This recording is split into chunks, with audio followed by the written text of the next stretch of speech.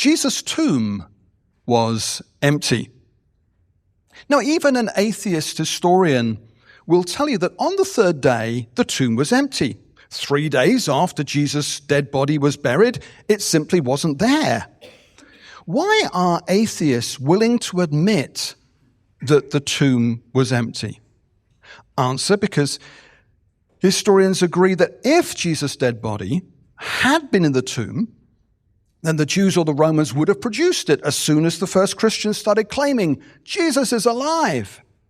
Remember, Jesus of Nazareth had been such a blasphemous threat to the Jews and such a political threat to the Romans that these two groups had conspired together to kill him. The whole point was to snuff out Jesus and his embryonic movement. So the last thing they wanted was Jesus' disciples persuading people that he'd risen from the dead. If they'd had the body, then as the first Christians started touring Jerusalem, punching the air, saying, Christ is risen, Jesus is alive, the Jews or the Romans would have put Jesus' dead body in a cart and wheeled it behind the disciples and said, no, he's not alive. He's dead.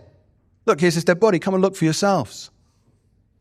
Jesus was, after all, a celebrity. You see, strictly speaking, Christianity should not exist.